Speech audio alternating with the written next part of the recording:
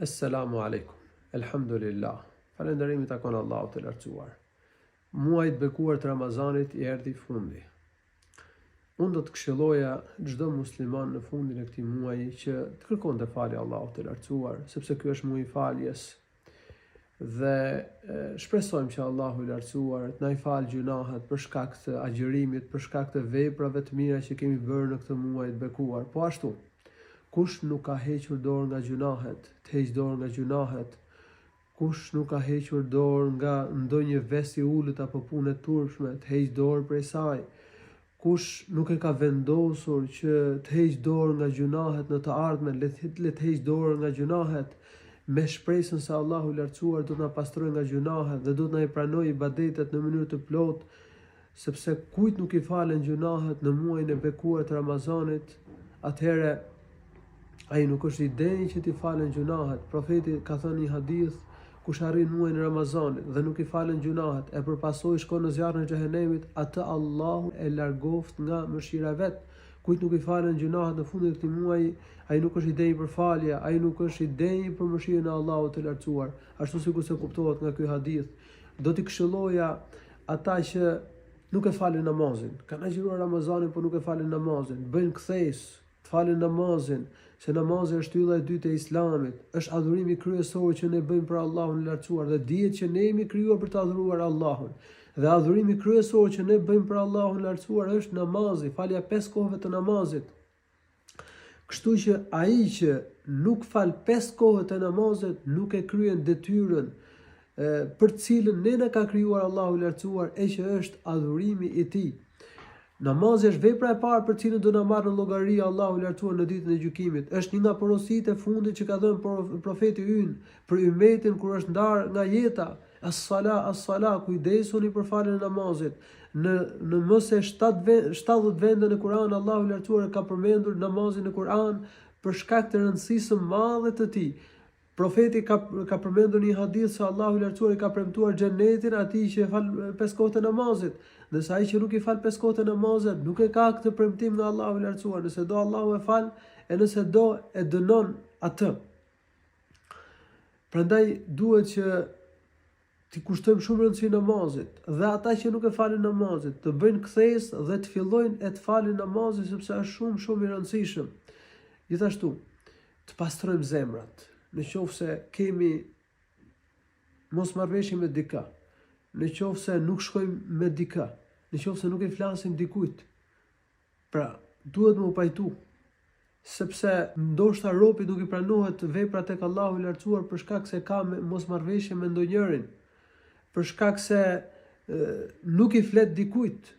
Prandaj duhet më pastru zemrat, duhet mos kemi smir të tjerët, mos i urrejmë të tjerët, duhet i shuajmë mosmarrveshjet, sidomos në fundin e këtij muaji kur shpresojmë që Allahu i lartësuar të na pranojë veprat. Qëllimi i agjërimit është që ne të bëhemi të devotshëm ndaj Zotit, që ne të mbrojmë veten nga dënimi i Allahut, të kryejmë detyrat dhe të ruhemi nga gjunahet, detyrat e fesë, si namazi, dhënia e zakatit, bërja e haxhit, ata që kanë mundësi, kuptohet, respekti për prindit, të mbajmë drejtësi, këto janë disa detyra dhe të largohemi edhe nga gjunahet. Kështu që muslimani duhet që të jetë i vendosur për të kryer detyrat dhe për të ruajtur nga gjunahet, sepse ky është qëllimi i agjërimit. Dhe nëse muslimani nuk e ka këtë vendosmëri, kjo do të thotë që ai nuk e ka përmbushur qëllimin e agjërimit dhe rrezikon që vepra të mos i pranohet tek Allahu apo të mos i pranohet në mënyrë të plotë tek Allahu, të mos marrë shpërblim të plotë për të tek Allahu i lartësuar.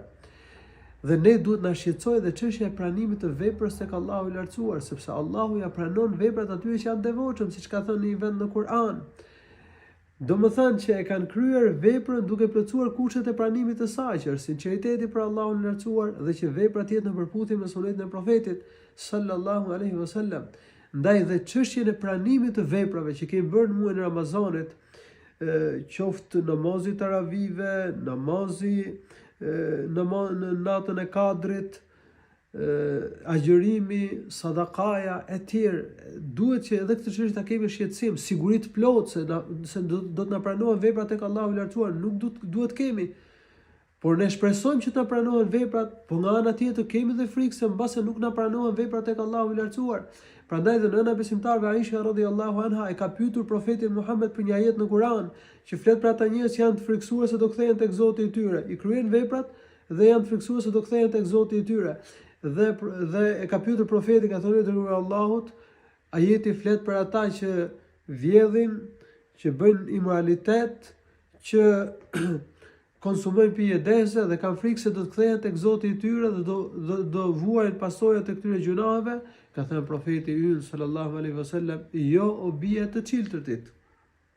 Pra jo o bie e Abu Bekrit. Nuk flet për këto kategori njerëzish ajeti i Kuranit, po flet për ata njerëz të cilët agjërojnë, falin namaz, japin sadaka dhe kanë frikë se këto vepra nuk ju pranohen tek Allahu i lartësuar. Pra ne shpresojmë shumë se Allahu do na i pranojë veprat, po nga ana tjetër kemi frikë se ndoshta nuk na pranohen veprat për shkak të mangësive që ne mund kemi pasur. Në qoftë se njeriu përmbush qëllimin e agjërimit që është devocioni fetar, të kryejë detyrat, të ruhet nga gjunahet, të jetë për atyre që i ruhen dënimit të Allahut të lartësuar, atëherë kjo është një shenjë se këtij njeriu është pranuar veprat tek Allahu i lartësuar. E në qoftë se njeriu nuk i kryen detyrat e fesë dhe u kthehet gjunaheve pas muajit bekuar të Ramazanit, ky mund të jetë një tregues se vepra e tij nuk është pranuar tek Allahu, apo se ndoshta, domethënë nuk i është pranuar e plot tek Allahu i lartësuar. Kështu ne duhet të adhurojmë Allahun jo vetëm muajin e Ramazanit, por gjatë gjithë jetës. Se ne jemi krijuar që të adhurojmë Allahun dhe Allahu i lartësuar thotë në Kur'an: "Wa'bud rabbaka hatta ya'tiyaka al-yaqin." Adhuroje Zotin tënd derisa të vijë ty vdekja. Vazhdojmë me faljen e 5 namazeve që kemi detyrë çdo ditë. Ne do vazhdojmë të agjërojmë muajin e Ramazanit çdo vit sa të jemi gjallë dhe të kemi na jap mundësi Allahu subhanahu wa ta'ala. Dhe të përpiqemi të bëjmë edhe vepra të mira nafile, sepse vepra më e dashur tek Allahu i lartësuar është vepra e vazhdueshme. Nuk janë njerëz të mirë ata që e njohin Zotin vetëm në Ramazan, edhe pastaj kur kalon muaji i Ramazanit nuk e njohin më Zotin, nuk e njohin më derën e xhamisë, nuk përulen më për Allahut, nuk falen më namaz për Allahun subhanahu wa taala. Pra këta njerëz kanë shumë mangësi. Në mënyrë që njeriu të jetë i saktë, në mënyrë që të jetë njeri i mirë, duhet që patjetër të vazhdojë me adhurimin e Allahut, sidomos me kryerjen e detyrave, derisa ta gjejë vdekja.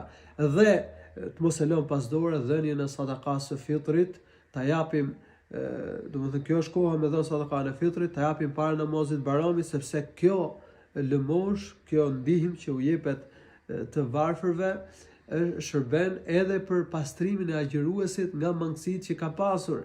Mund të ketë bërë ndonjë gabim agjëruesi, mund të ketë bërë ndonjë gjunah, ose mund të ketë thënë ndonjë fjalë jo të hishme, dhe sadakaja e fitrit sipas hadithit profetit sallallahu alaihi wasallam shërben dhe për pastrimin e agjëruesit nga mangësi, nga probleme të tilla.